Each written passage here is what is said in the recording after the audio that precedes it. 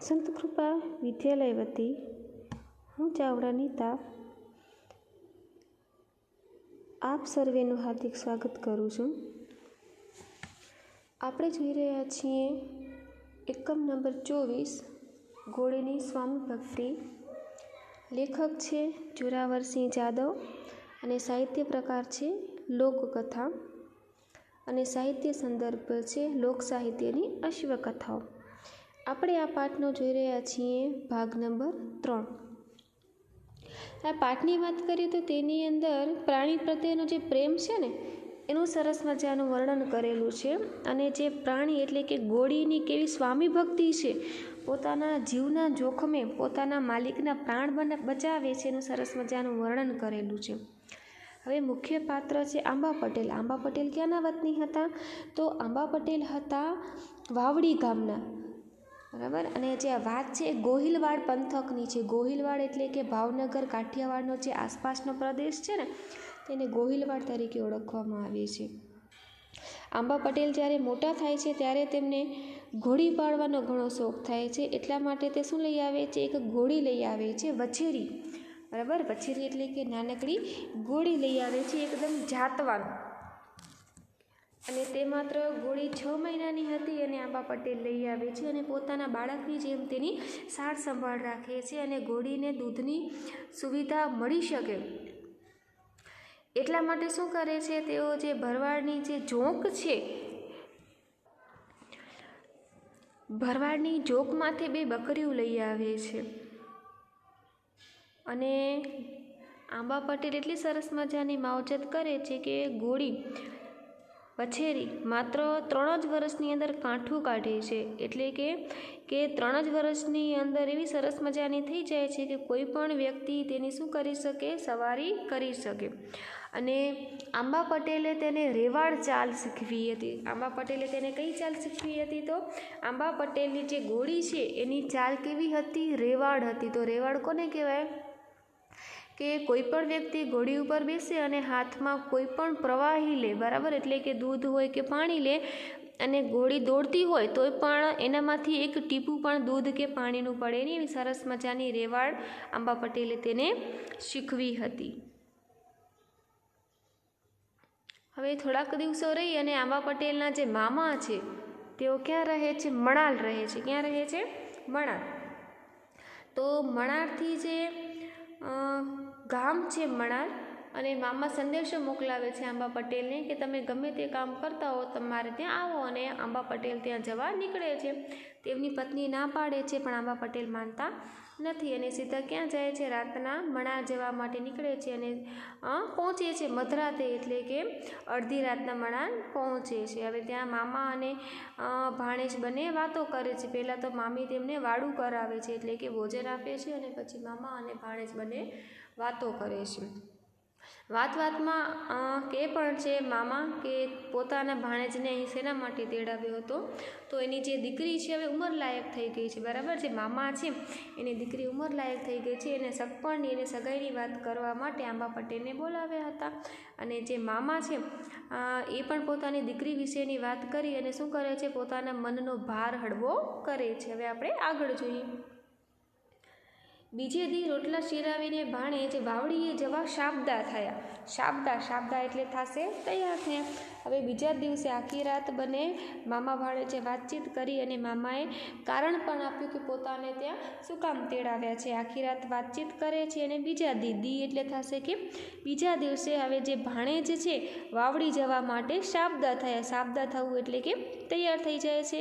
ત્યારે મામા મામીએ 2 દી રોકાઈ જવા ખૂબ તાણ કરી. તાણ કરવી એટલે કે શું કરે છે? મામા અને જે મામી છે એને ખૂબ તાણ કરે છે કે ભાણેજ હજી પણ તમે 2 દિવસ રોકાઈ જાઓ. પણ ભાણેજ ધરાહાર 1ના 2 ન થયા. 1ના 2 ન થવું એટલે શું થશે? પોતાની વાત ઉપર મક્કમ રહે છે. આંબા પટેલ ચોખ્ખી ના પાડે છે. મામા અને મામી તો ઘણા બધા પ્રયત્ન કરે છે કે ભાણેજ તમે હજી 2 દિવસ આવ્યા છો તો તમે 2 દિવસ રોકાઈ જાઓ. પણ જે આંબા પટેલ છે એ શું કરે છે? 1ના 2 ન થયા એટલે કે પોતાની વાત પર મક્કમ રહે છે અને કહે છે કે મારે તો જવું જ છે. એટલે કચવાતા હૈયે 2 જણાએ આંબા પટેલને રજા આપી. કચવાતા હૈયે એટલે કે નહોતા ઈચ્છતા ભાણેજને જવા દેવા માટે, તે છતાં પણ એને શું આપી? રજા આપી. શું કામ? કારણ કે આંબા પટેલ માનતા નહોતા.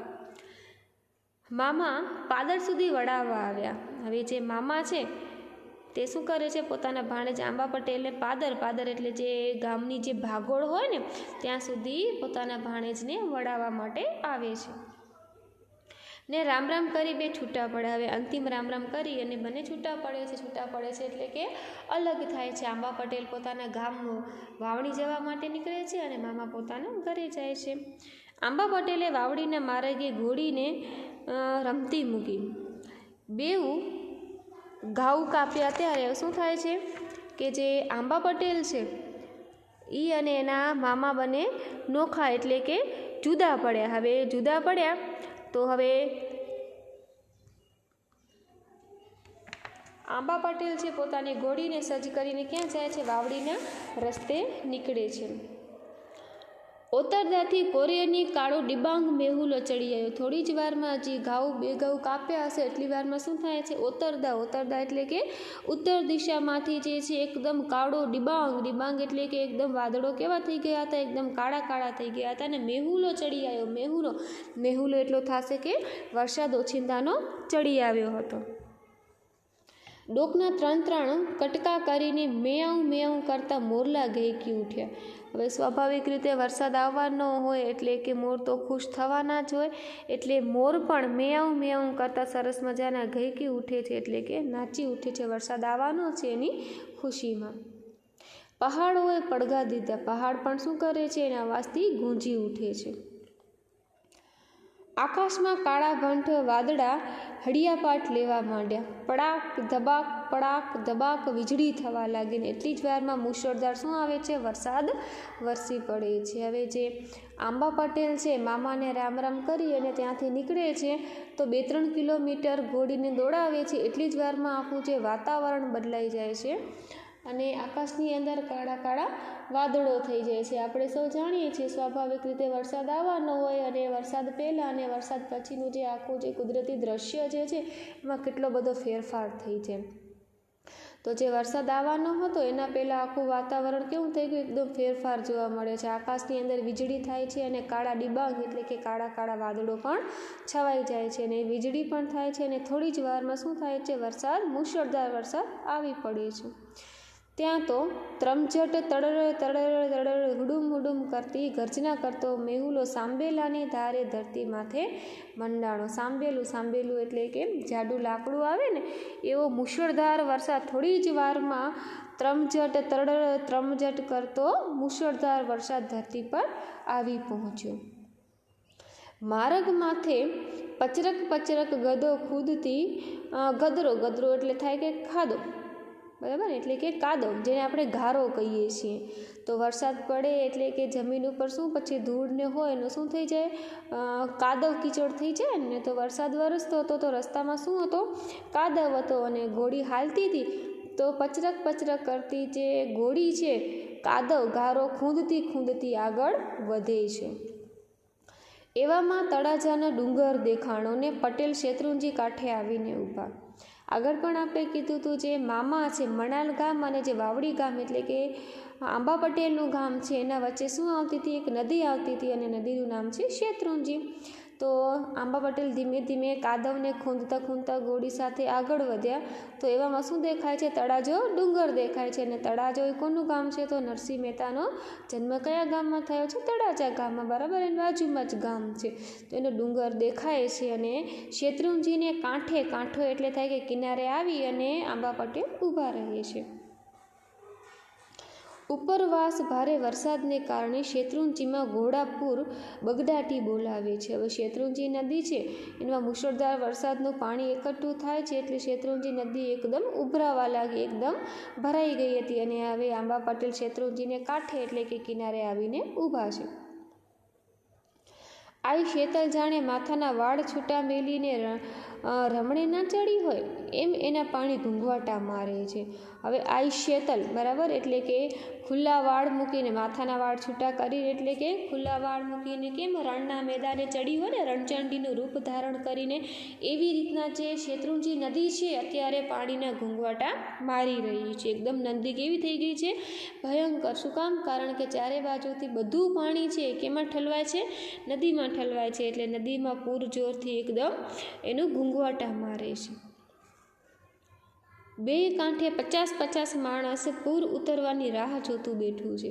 બે કાંઠે એટલે કે બંને કિનારે, એટલે કે એક બાજુ જે મલાડનો રસ્તો હતો એ કિનારા ઉપર, અને બીજું છે એ વાવડી ગામનો કિનારો છે. બંને બાજુ 50-50ના માણસો બેઠા છે. અડધાને આલી બાજુ જવું છે અને અડધાને પેલે બાજુ જવું છે. એ લોકો રાહ જોઈને બેઠા છે કે ક્યારે આ નદીનું પાણી ઓછું થાય અને પોતે પેલે બાજુ જઈ શકે. આંબા પટેલને આંખની ઓળખાણવાળા 2-4 આદમીએ આવીને રામ રામ પણ કર્યા. હવે આંબા પટેલ પોતે કેવા હતા? એકદમ જેને કહેવાય ને એકદમ ઓળખાણવાળા માણસ હતા. બધા જે છે એમને ઓળખે એવા હતા. એમાંથી આટલા બધા માણસોમાંથી તેમના પણ 2-4 વ્યક્તિઓ આદમી એટલે કે 2-4 વ્યક્તિઓ તેમના ઓળખાણવાળા મળે છે અને શું કરે છે? આંબા પટેલને રામ રામ પણ કરે છે. શેત્રુંજીમાં પાણીના લોઢે ઉછળતા જોઈને આંબા પટેલ ઘડીભર મૂંઝવણના વમળમાં ફસાયા. બરાબર, એટલે કે મૂંઝવણ થાય છે.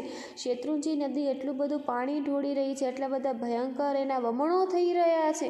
તો આંબા પટેલ થોડીક વાર તો શું થાય છે? એકદમ મૂંઝાઈ જાય છે કે હવે આનામાંથી નીકળી કઈ શકાય, કેવી રીતના શકાય અને સામે પાર કઈ રીતના કઈ જઈ શકાય સામેના કિનારા ઉપર. તો મૂંઝવણમાં ફસાઈ જાય છે. મારી બેટી ભૂંડી કરી. આંબા પટેલ વિચાર કરે છે કે આ તો ભૂંડું એટલે કે ખરાબ થયું. વાવણી પોગાય એમ નથી ને મણાર પાછા ફરાય એમ નથી. શું કામ? કારણ કે મુશળધાર વરસાદ વરસી રહ્યો છે. વાવણી જઈ શકાય નહીં. શું કામ? કારણ કે વચ્ચે શેત્રુંજી નદી છે અને પાછા પણ મામાને ત્યાં જઈ ન શકાય, મુશળધાર વરસાદ વરસે છે. ઘરે સંધાય મારી મેં ઘોડે વાટ જોઈને અડધા થઈ જાય છે. અડધા એટલે કે પરેશાન થઈ જશે. શું કહે છે કે ઘરે પણ બધા શું કરતા હશે? મારી ચિંતા કરતા હશે, મારી વાટ જોતા હશે, અને મુશળધાર વરસાદ વરસે છે એના કારણે પોતે પણ ઘરે જઈ શકશે નહીં. એટલે કહે છે કે ઘરે પણ બધા મારી વાટ જોતા હશે અને પરેશાન થઈ ગયા હશે. આજ ઘરે પહોંચ્યા વિના તો છૂટકો જ નથી. આજે તો ગમે એમ થાય મારે ઘરે જવું જ પડશે, નહીં તો બધા ચિંતા કરશે મારી.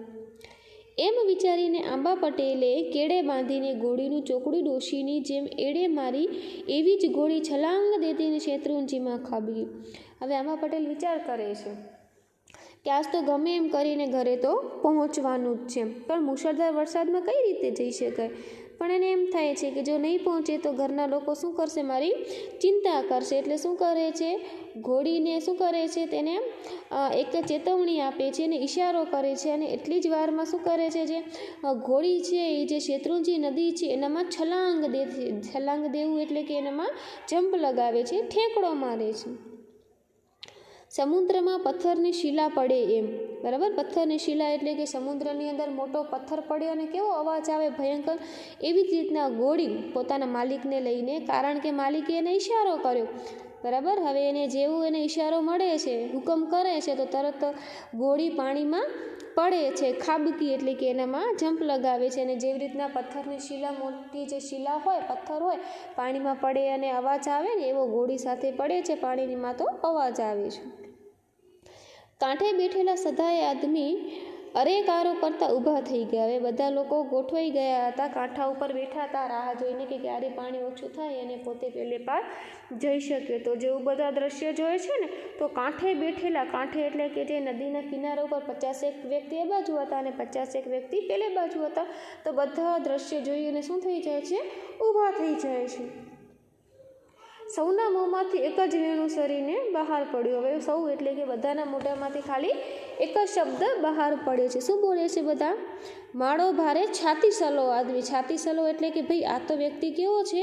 બહાદુર વ્યક્તિ છે કે જે આવડી મુશળધાર વરસાદમાં આટલું નદીમાં પાણી છે બધા લોકો રાહ જોઈને બેઠા છે કે ક્યારે પાણી ઓછું થાય અને પોતે પેલી બાજુ જઈ શકે, પણ આ તો વ્યક્તિ કેવો બહાદુર છે કે એણે કાંઈ પણ વિચાર કર્યા વગર શું કર્યો, પાણીની અંદર જમ્પ લગાવી દીધો, એટલે કે ઠેકડો મારી દીધો. હવે આગળનો પાઠ આપણે ભાગ નંબર 4 ની અંદર જોઈશું.